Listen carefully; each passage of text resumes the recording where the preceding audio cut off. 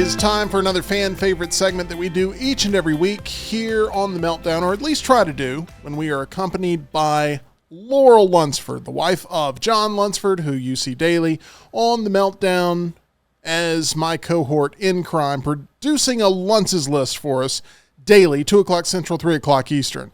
Laurel Lunsford produces, going into the weekend, a Laurel's list every single week, and I'm trying to keep that straight.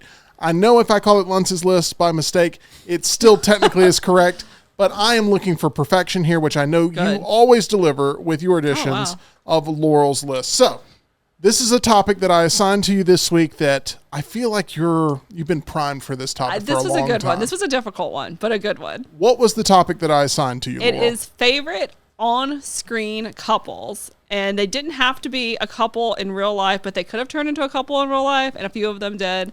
And you're like, maybe you have some knowledge, and I think you're alluding because John and I have been co-stars and we work together. Boom. So he's number one, obviously not on this list, but in my heart, always number one. It's like a solid number 3. When people ask me, like, I saw someone that I went to college with not too long ago, and they're like, oh, how did you and your husband meet? And I'm like, the way that everyone tells you never to meet someone is at work. But I turned out lucky, and we are happily married, and now we are doing a list about the best couples. I met my wife at work too. I don't know. Maybe we're just unicorns out that's here. That's true. I always hear people I always see things like, never do this. And it's like, but it works out for some. We're proof that it works out. That's right. Tyler back there breaking mic stands as we're. That's not a way to meet a wife at work. I can't meet anybody. Don't hire someone for you soon. Don't worry. Okay, so these are the ones that I really wanted you to dive deep on, whether or not they were believable together, whether they ended up becoming a married couple, or maybe they dated, or maybe they had a fling, or maybe they caused a divorce, who knows,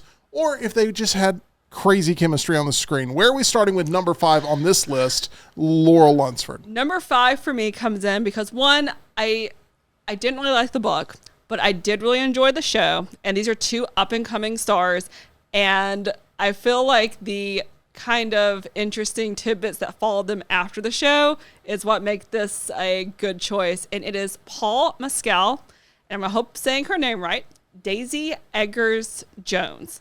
And of course, Paul Mescal, we know him from After Sun, and he has a slew of things coming out. I know he's going to be in the new Gladiator, and he was nominated for an Oscar the year that Brendan Fraser won.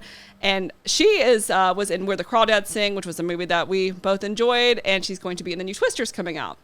But they were on a show on Hulu that was based off a book called Normal People. And when I say that I was shocked to find out that they were not a couple in real life because they posted each other very frequently. Is something wrong? No, I will interrupt you. Here's what I will say. During this whole time, Tyler has been using his feet to try to pick up the mic part, and I've been watching it while listening to you. All right, I was just wondering if you've been watching along and you're like, are they ever going to bring up the fact that his feet... I was trying to be discreet. There was no subtlety to that, Tyler. So, Laurel, I apologize. No, you have done nothing wrong. I thought you were upset with my choice, and you were making eyes at Tyler, and that's why I was wondering what was going on. The worst part is Tyler thought he was getting away with it. That is the part that I'm most ashamed of. This is good chemistry between you two. There we go, Tyler. I just think it works. Best friends? Number 4 on the list. Okay. But they're on a show. It's a Hulu show. It's still available. It's called Normal People. And I was shocked to find out that they were not a couple in real life because they were constantly posting each other and still do. He was engaged to Phoebe Bridgers, who is a singer. She is also from the band Boy Genius, which is very popular. And there is a very viral clip of them that went around because they have actually called off their engagement. Because Paul and Phoebe were engaged. They were at the Met Gala, I believe it was 2 years ago.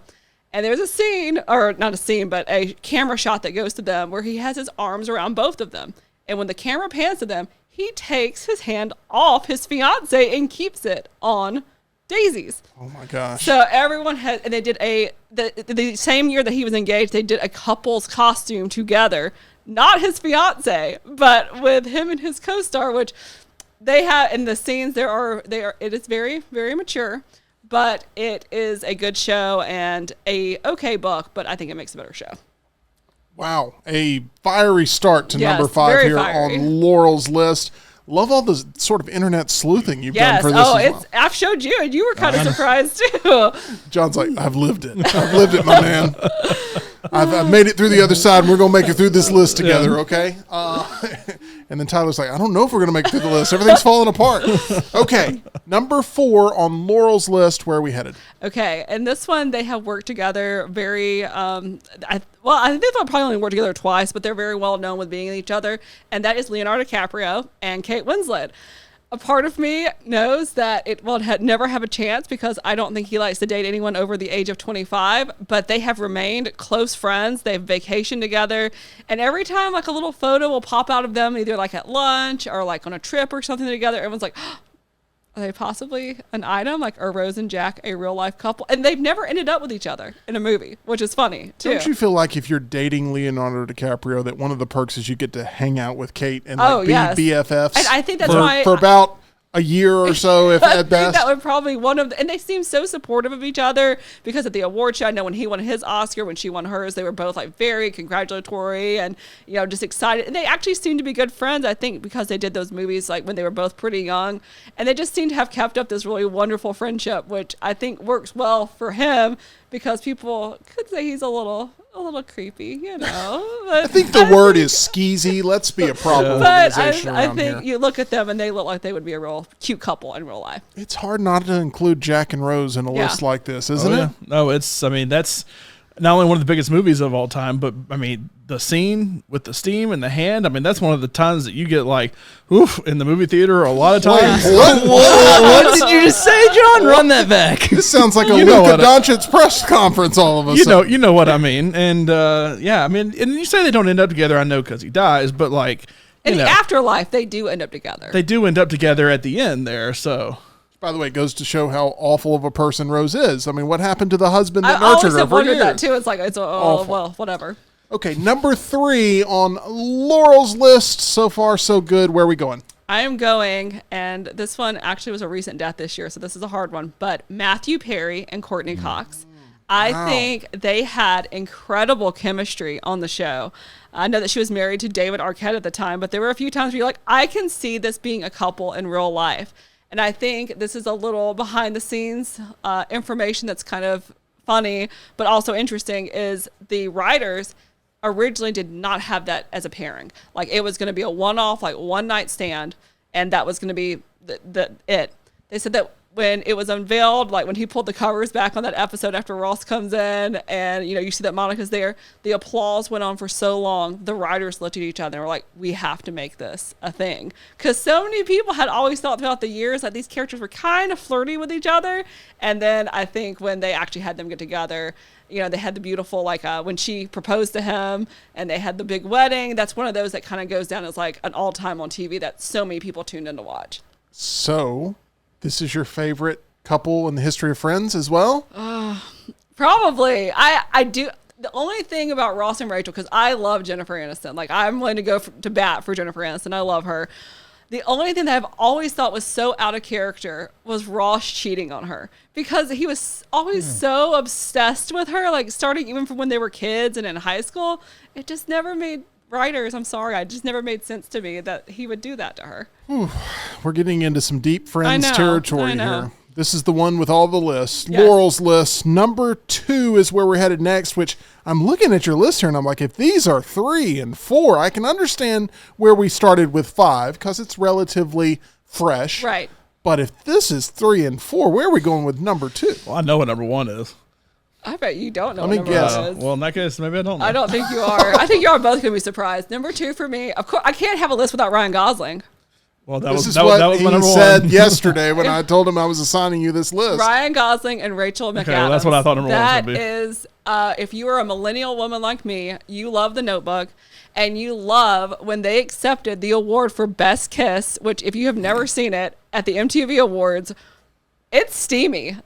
Y'all need to look it up at some. It is gone down as an iconic moment. Like they basically reenact the kissing scene, and people went wild for it then. And they dated. They were engaged. And I don't know if it's true, but it's always kind of been rumored that I think she broke up with him because her star was rising a little bit more than his was at the time. And I don't know if that ended up. I mean, I guess they both ended up good because they both have wonderful partners. They're married with kids. Well, right now, Ryan Gosling's definitely ahead, but for a minute there, she was much bigger. Absolutely. I'm captivated by this whole entire trajectory. I'd never seen that appearance on the award show. Oh, yes. That was like one thing. I was probably like in like 9th or 10th grade. And like we went crazy. Like all my friends and I were like, oh my gosh, did you see that? That was the same year that she was in Mean Girls. I never put it together until a couple of years ago that was the same person playing these two characters. At the same time. In the same year, because they look so drastically different. But that was the MTV Awards when he like picks her up and is carrying her on the stage. You know, it's chemistry right there. I know Lady Gaga and Bradley Cooper isn't going to be number one on your list, but I mean, that was a pretty steamy moment right there. Yeah, that was steamy. That had me watching like John watches Titanic. That moment was being shocked. That moment was up there. I think I was at y'all's house watching You were. and I leaned towards the screen and I'm like, kiss! You know, I just yelled. I don't know. I couldn't. And then I realized I'm in a room full of crowded people and I probably look like an insane person. But everyone was. You had a Love Lies Bleeding moment. I had a Love Lies Bleeding moment. You were not the only one having a Love Lies Bleeding moment there. Oof. This was. That may be number one on your list. I don't know. It is not. I'm assuming it's Y'all not. are going to be shocked, I feel like. She doesn't like that like we do. That movie like we do. Okay. I was going to say Love Lies Bleeding I don't think is the number one on anybody's list. But, Laurel, where are we going for your top spot? Because was this a immediate you knew the answer or did you have to It pains me. It does pain me because Brad Pitt and Angelina Jolie and Mr. and Mrs. Smith. It is. And it pains me because it kills me that I do think that this kind of ruined Jennifer. I think her career is right back on track. Hold on. Are you being serious right now? This is it? Yes. Oh, Brangelina. I was joking because I thought you hated that so much. There's no way you would ever. But it was one of the biggest. It was so much chemistry. Like when there is a scene in there and I'm like, I can totally see how these people hooked up in real life. I like that movie. Do you like that movie? Mr. and Mrs. Smith? Yeah. Yeah, I like it. I'm just blown away that this is the number one on Laurel's But list. it is one of the biggest relationships of all time in Hollywood. You just said basically, I will commit murder for Jennifer Aniston if I have to. What? And then you just committed murder and I on saw your this list. movie, and after I found out all the information, Jennifer Aniston, who didn't make the list, by the way. I did not go see a single Brad Pitt or Angelina Jolie movie in theaters until Once Upon a Time in Hollywood. That was the first time I saw a Brad Pitt movie because I boycotted because I was like, I can't because it seemed to destroy Jennifer Aniston so much. But they do have crazy chemistry. This is the biggest plot twist. Pains me. I mean, I agree, but I'm just surprised you put that at number one. How many Luntz's lists have we done? A lot. Okay, this is the most shocked I've ever been with any list ever. This is the what did most y'all shocked. think I was going to put? Well, I thought you could put Ryan Gosling and Rachel McAdams in one. They're And I good. thought you were going to have Jennifer Aniston on the list, but with Adam Sandler, because they've done a lot of movies together that I could have seen you doing that. They are a couple that I could see being together in real life. Honestly, I think she has great chemistry with Paul Rudd, who I think she actually used to date. I could see them being a couple. And not Ed Helms, but Jason Sudeikis. I think they have good chemistry as well. Millers, But just Brad Pitt and Jennifer Aniston. I mean, well, because you had Brad Pitt, Angelina Jolie over Jennifer Aniston, and then you had Matthew Perry and Courtney Cox over Jennifer Aniston and a funny David Schwimmer. story, maybe not so funny. Originally, when they were putting this into development for The Notebook, Brad Pitt and Jennifer Aniston were two people that were actually considered. Like it was much earlier. Like right. It would have been different, but I think it would have been better to me if those two had done it. I think it could have worked.